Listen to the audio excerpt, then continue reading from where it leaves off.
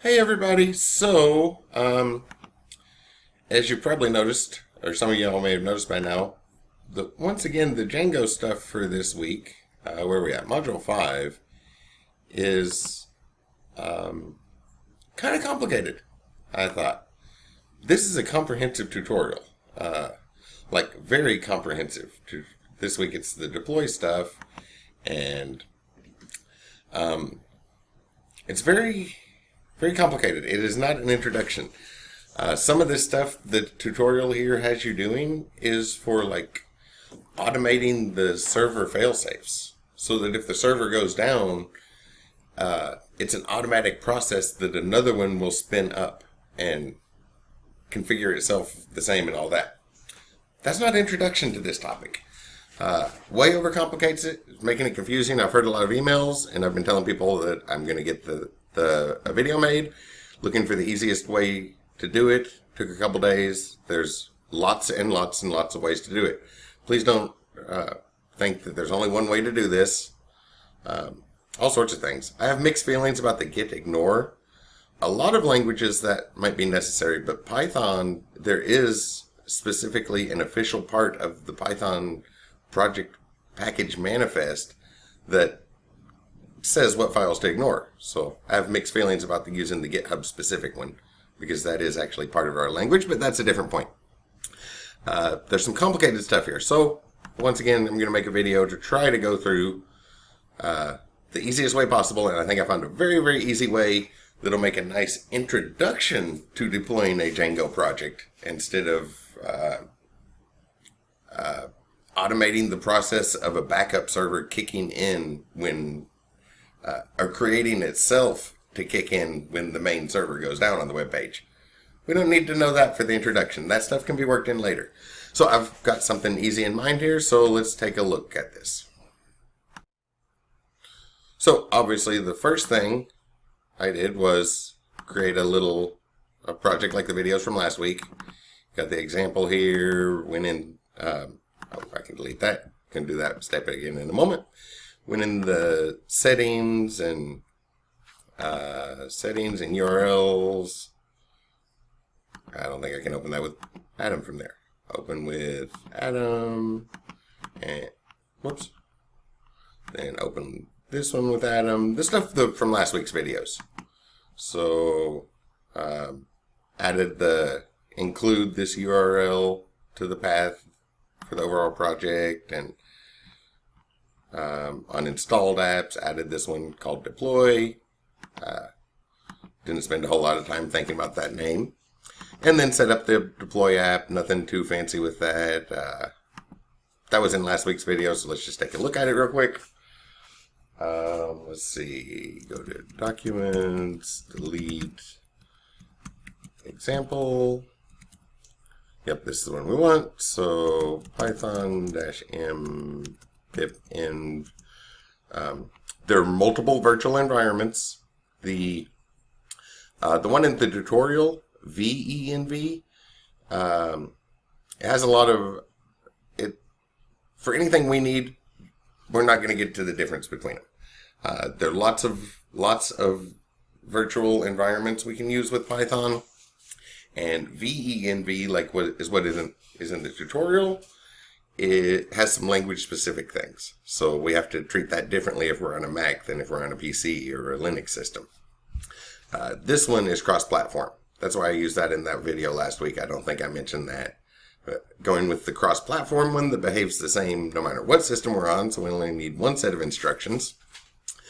And we'll start our virtual environment. Navigate back to that folder, Documents, delete, example. I think I need to go in one more folder down. Oh yeah, there's the manage.py. So then we can do Python, whoops, not a module, Python, just run the manage.py script and start the server. So this last week, nothing too fancy here, but when I go over to the browser, 127, all of that, well, there's stuff here, so we don't get the default page anymore, and it looked at these paths. And we didn't enter those paths yet, so I add in deploy, and I called it home. We didn't actually look at that in the file, and I just threw some words on the page. Nothing fancy. I put that in a dictionary, so those are coming back from the thing. Review page source. Yeah, the dictionary loaded it, so this is the only HTML that got sent from the server to the browser. So all that's set up now. So we're ready to get that onto our thing. So exit the virtual shell and exit the actual command prompt, and let's go over to Python Anywhere and see what the easy way to get a Django project going there. And I can see from my little clock down here on the screen recorder that introduction already went longer than I'd anticipated it to, but I'm still not worried about this video being very long, which probably already sounds a little confusing to some of you all who have seen the tutorial. So we're going to go to pythonanywhere.com. If you don't have an account yet, set up a free account. You can get one site with a free account. And here's what the dashboard looks like. The way to get to a bash console, a bash terminal to control everything, some files to work with. And the tutorial has you do a fancy migrate from GitHub, but a regular pull request will work for GitHub. You don't even need a password.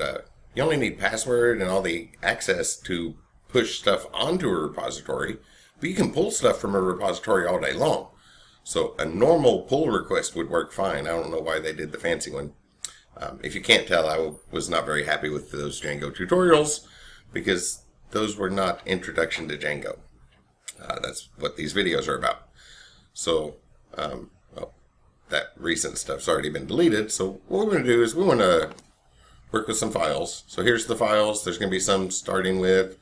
I already did a trial run, so there might be a few less to begin with, but from kind of the beginning spot, we can upload files. And instead of doing all that fancy stuff in GitHub, there's an upload a file button. It has to be a zipped folder. If it's a folder, you need to zip the folder and then unzip it once you upload it, a single file at a time. But we're going to see that in this, what I've decided was probably the easiest way to do this. So here's where our files are. We'll come back to this. And if we go over to web, there's multiple ways.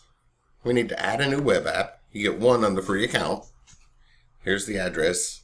It'll be your username .pythonanywhere.com. You can upgrade and get a whole bunch more. You only need one for this class. And really, past this assignment, you only need one for the group, so one for every 3 people. So we'll go to the next one. And what framework are we using? Well, we're going to use Django. You can use manual configuration, and some of the confusing steps were in there. You'll notice there's a button to just choose Django here. That's what I'm going to do for this video, and recommend that you do instead of following that tutorial. Just add a new web app and choose Django. Choose your version of Django.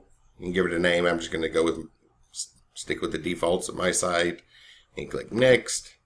And this little thing will spin for a minute, so I'm going to pause the recording while that's just spinning. It'll spin for a few minutes. Okay, I'm not sure how long that took. The clock on my screen says 3 minutes, but I went and refilled my coffee, walked over and checked on my goldfish real quick, and when I got back to the computer, it had gone to this page. You can reload it and refresh it, or here's the link to your thing. I'm going to open that in a new tab. And we see the default Django thing. So Django's running on here. And another complicated part was getting all the stuff over from GitHub and launching it from the requirements.txt file, which is part of a manifest. So really launching from the manifest and all that complicated stuff, we don't need to do that. So go to web, create a new web app, and just accept the defaults. And after it spins for a minute, you'll get to this page. If we go back to files, you'll see there's a lot of files here. We go in my site.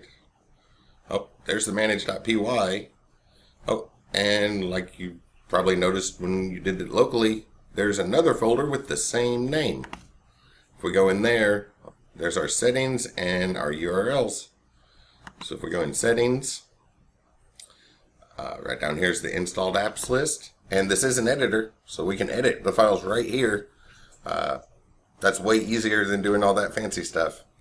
You can just come in here and edit them and hit save.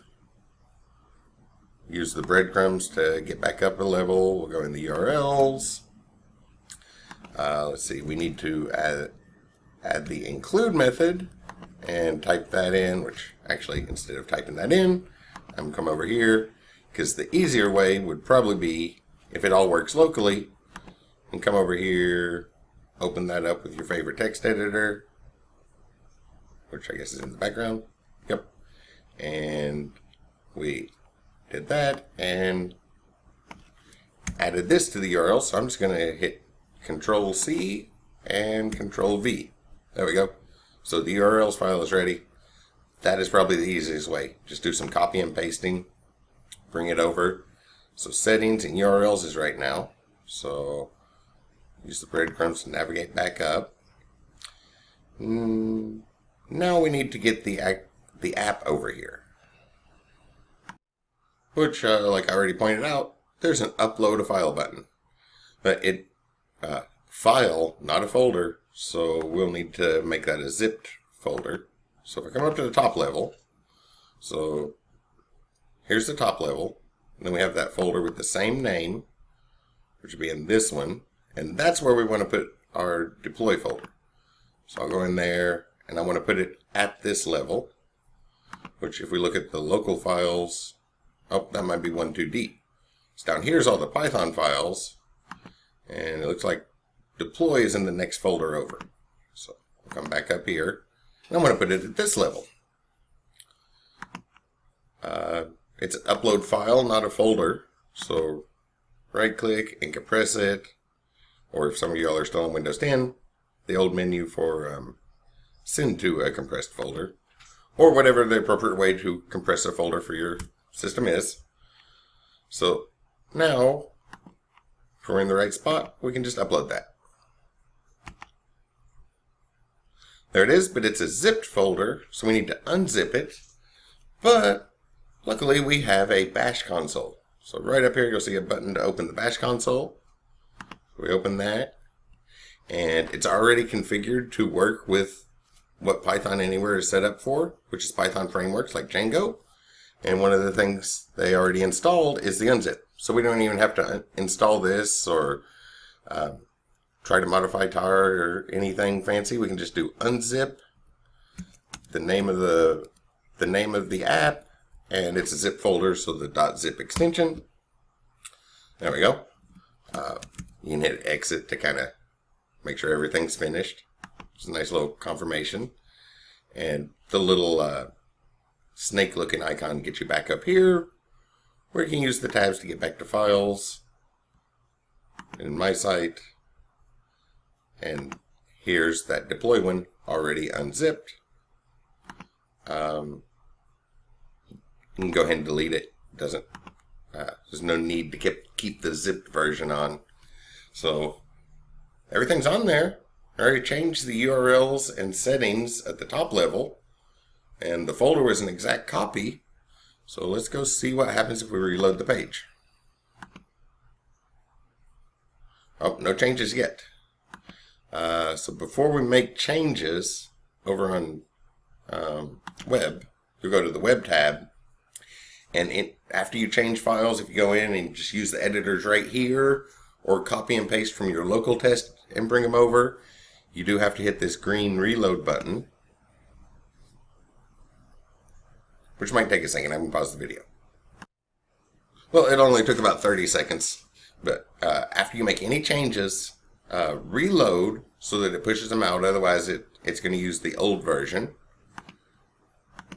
And now when we reload, we get that familiar message that there's stuff there, so it's not going to show the default page. And we can see it already tried to look down the deploy path, so just need to add that to the address up here, /deploy, oops, and then there's a /homepage is what I did for this project. And there's the one from locally. Hopefully that looks a whole lot easier than the tutorial, if any, for those who have already sent me messages panicking about how complicated that was. It is on my notes to say something to the statewide course developer that we should probably go with an introduction to Django, not the comprehensive version. That is just overwhelming a lot of people. So that's the easy way to do it. Set up your Python Anywhere account. Go to web, and then this button will say add a new app. You can only get one app on the free account. But go ahead and add your new one and just choose Django here. Choose to do a Django app and then just hit next. As back at the beginning of the video, you all can review all that. And once it's set up, then you go to Files, and on your there's your manage.py script and the settings and URLs, the two we changed, and put your actual app into a zipped folder. It's a whole lot easier. Just use the upload file button, open a bash console, and the command is just unzip folder name. Just unzip whatever you called the folder name .zip. And after you do that, come back in, back into Files. Make sure you adjust the URLs and settings, and everything should be like it was in the local test environment. So a whole lot easier than all that stuff in the tutorial. If you have questions, let me know. I think that was all the steps. It got it up there. The page is now showing, and then there's also, you can edit it right here. So as far as like we saw with the URLs, or we looked at the URLs when copy and paste, go in your folder, and it is an editor, so you can just edit your files right here and there. And just use that as your test environment and everything if you would rather edit it in views. So here's the views from this little test one. So hopefully that's a whole lot easier. Use the file upload button instead of all that complicated stuff related to GitHub. And I have another video coming soon about the database stuff, because that seemed to overwhelm a lot of people as well. But hopefully that will make the Django stuff easier, and we'll just do it. We'll treat it like an introduction level and do all that, and then send me, again, since we're not necessarily following the tutorial, send me a picture of the page you made, and on this one, obviously send me the link to your page as well. Because just seeing the files on GitHub isn't enough to grade it. Hopefully it made it easier. See y'all soon. I'll be making another video very soon to cover the database stuff, because that confused a lot of people too.